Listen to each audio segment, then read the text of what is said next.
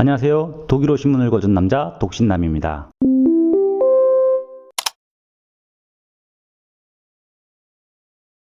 전통과 혁신 이 모두를 가지고 세계 시장에서 최고를 유지하는 기업들은 많지가 않습니다. 혁신적인 기업은 전통이 없고 전통이 있는 기업은 혁신에 실패했기 때문에 시대의 변화를 읽지 못해 사라지는 경우가 종종 있었죠. 그래서 시장이 형성되었던 초기부터 지금까지 세계 시장의 자리에 군림하고 있는 회사라면 더더욱 존재하기 어렵다는 것을 우리는 지난 수십 년간 보았습니다. 발명왕 에디슨의 역사가 묻어있는 제너럴 일렉트로닉, 자동차의 왕으로 군림했던 포드, 그리고 전 세계 자동차 시장을 한때 지배했던 제너럴 모터 등 모두 시대의 변화라는 벽을 넘지 못해 주춤거리고 있죠. 그러나 세계 최초 자동차라는 개념을 특허를 내고 이 특허를 기반으로 본격적으로 생산을 해오면서 기술에 대한 끝없는 열정으로 지금까지 왕자의 자리에 있는 기업이 있습니다. 그 회사는 바로 메르세데스 벤츠죠. 메르세데스 벤츠와 함께 포르쉐, 폴크스바겐, BMW, 아우디 등 모두 전통과 혁신을 통해 세계 시장에서 명성을 얻어온 자동차 회사들입니다. 그리고 이 모든 회사들이 독일 기업이라는 공통점이 있죠. 독일을 독일어로 도이칠란트라고 합니다만 혹자는 토이칠란트라고 말을 하죠.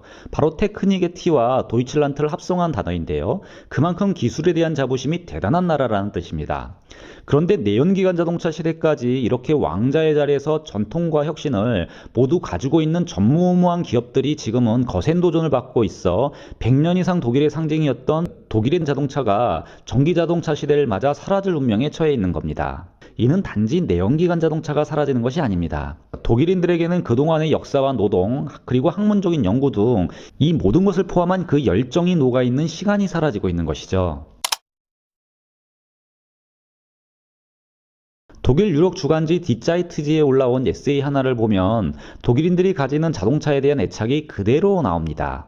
이 칼럼은 2019년 4월 28일 생성된 글로 일반 독일 시민들도 이제 내연기관의 자동차를 떠나보내고 새로운 시대가 온다는 것을 확실히 인지한 시기에서 나오게 됩니다.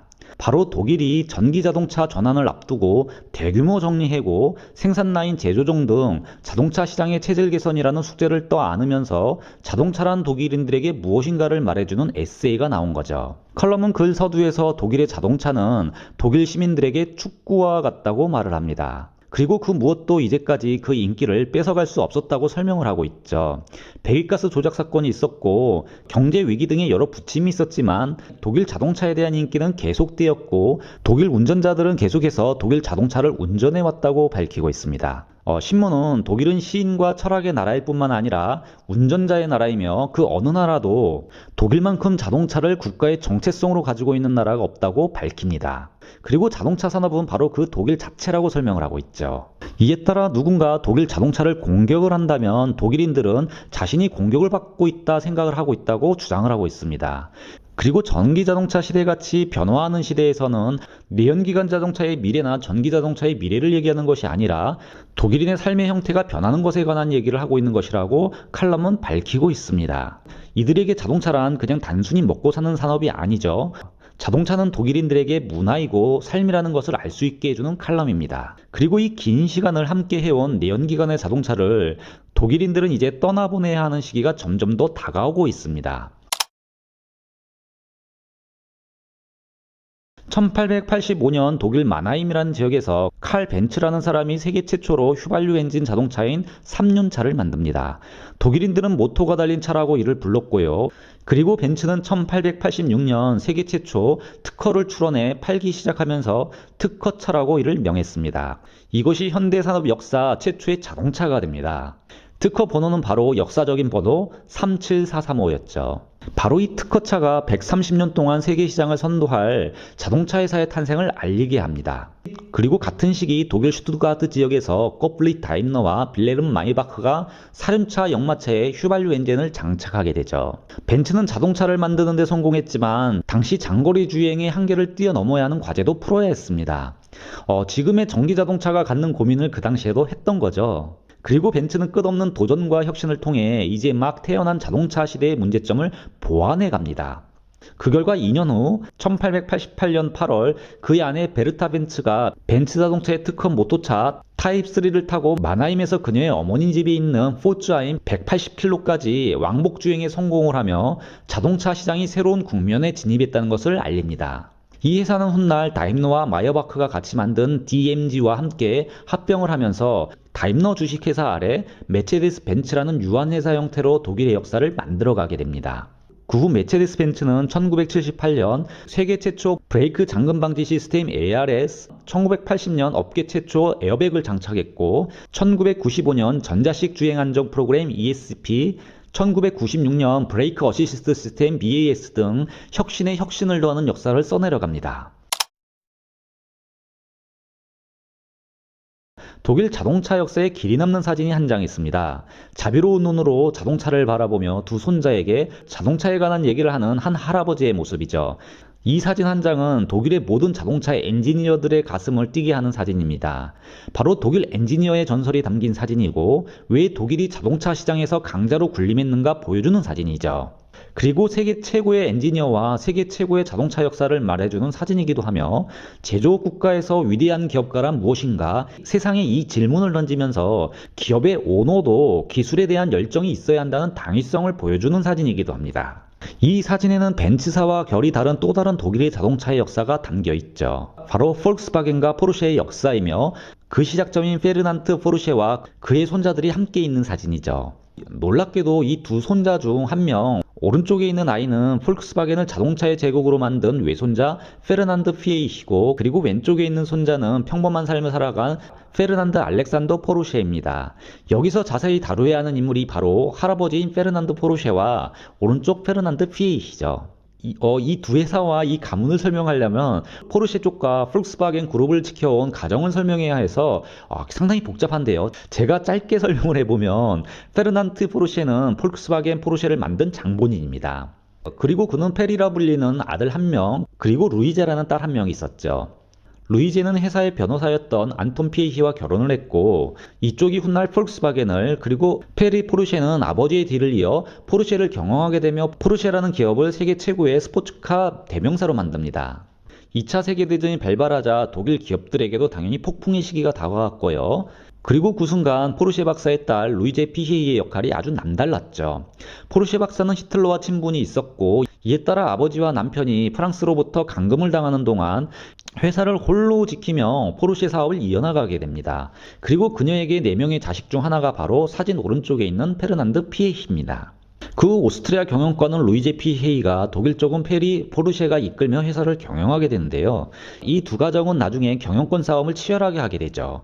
2005년도 포르쉐가 거대한 그룹 폴크스바겐을 인수하겠다고 선포하면서 갈등이 표면화되었고 결국 우여곡절 끝에 폴크스바겐 그룹이 포르쉐를 역으로 인수하면서 이 분쟁은 2009년에 끝나게 됩니다. 끝낸 이유는 뭐니 해도 가족이니까 였습니다. 무려 이 전쟁이 길게 보면 7년이나 갔는데요. 참 이렇게 재미있는 권력 다툼을 지켜보던 사람들을 너무나도 허무하게 만들기도 했죠. 그런데 이 전쟁을 살펴보면 폴크스바겐에는 페르난드 피에히가 회장으로 있었고 포르쉐 쪽은 대주주로 볼프강 포르쉐가 버티고 있었습니다. 할아버지 페르난드 포르쉐 그리고 그 유명한 손자 페르난드 피에히 앞에서 보신 이 사진 속 인물들이 독일 자동차의 역사를 진두지휘하게 됐던 거죠. 그런데 이 사진은 포르쉐 가문의 단순한 사진이 아니라 독일 자동차 역사가 담긴 사진입니다. 전설을 쓴 할아버지 포르쉐와 함께 페르난드 피에히는 외손자지만 경영자라기보다 바로 할아버지와 같이 뼛속 깊은 엔지니어였습니다. 그는 쥐리히 공대에서 기계학을 전공했고 1960년 포르쉐에서 경력을 쌓고 1972년 아우디에서 근무하면서 사륜구동 시스템 콰트로를 비롯해 TDI 엔진, 알루미늄 바디 같은 혁신적인 제품을 내놓으며 지금의 아우디를 만들었죠. 그리고 1993년 폴크스바겐을 이끌며 만성적인 적자를 면치 못했던 폴크스바겐을 일거이 세계 최고의 자리로 올려놓게 됩니다. 뿐만 아니라 그 유명한 부가티, 벤틀리, 람보기니 이 모든 회사를 인수해버리고 자동차 제국을 만들죠. 독일 역사의 전설이 된 겁니다. 독일은 이렇게 전설적인 엔지니어를 가지고 있는 자동차 강국입니다. 벤츠, 다임러 마이바, 그리고 페르난드 포르쉐, 페르난드 피에이 이름만 들어도 엔지니어들의 마음을 설레게 하는 인물들이죠. 이들이 바로 독일인들이며 독일인들에게는 독일이라는 나라가 자동차의 나라라는 영감을 준 인물들이죠.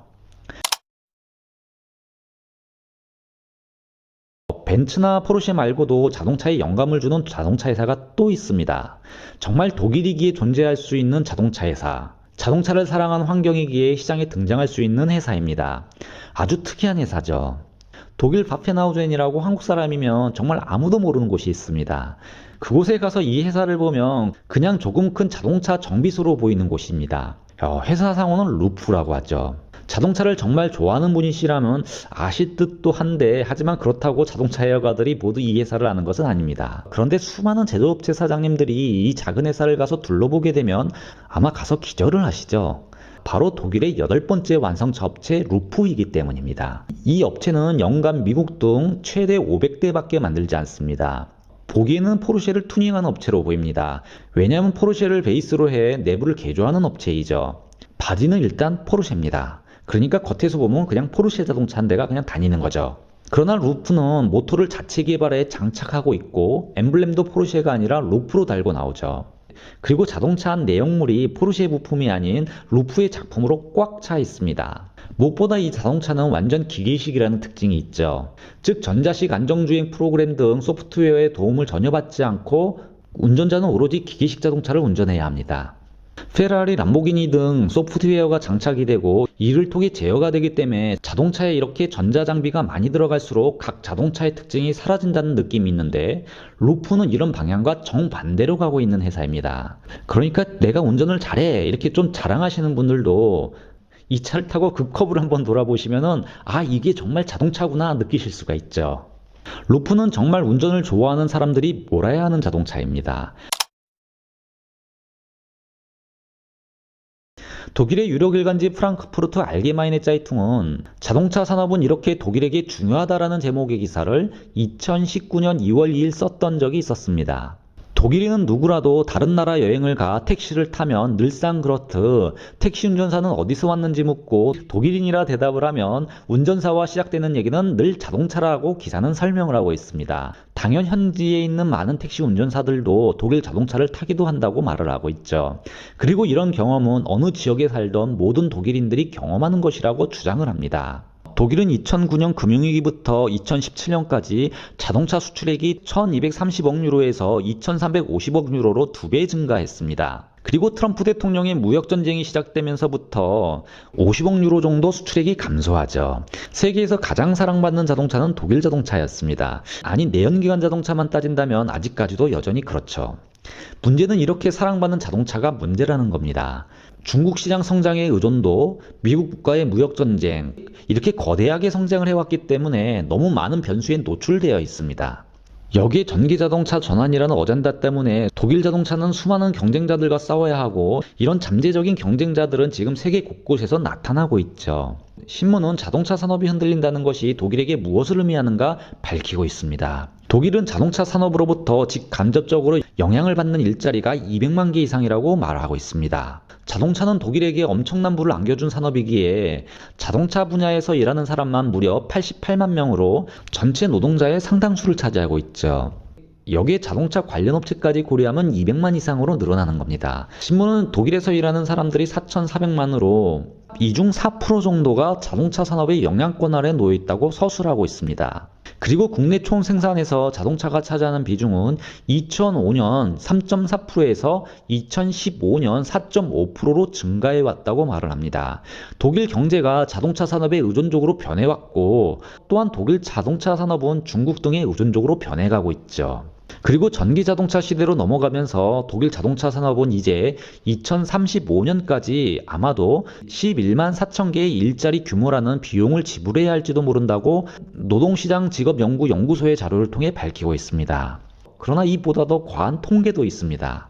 IFO에서는 42만 개 이상의 일자리가 내연기관 자동차 산업으로 영향을 받는다고 밝히고 있죠. 자동차라는 산업은 독일인의 일자리와 삶에 엄청난 의미가 있는 분야입니다. 그러나 이제 일자리도, 그리고 독일인들의 삶에 깊숙이 자리 잡은 자동차 문화도 내연기관 자동차가 사라지면서 함께 사라져가고 있습니다. 지금까지 독일어 신문의 관점으로 세상의 모든 지식을 전하는 독일어 신문을 읽어준 남자 독신남이었습니다.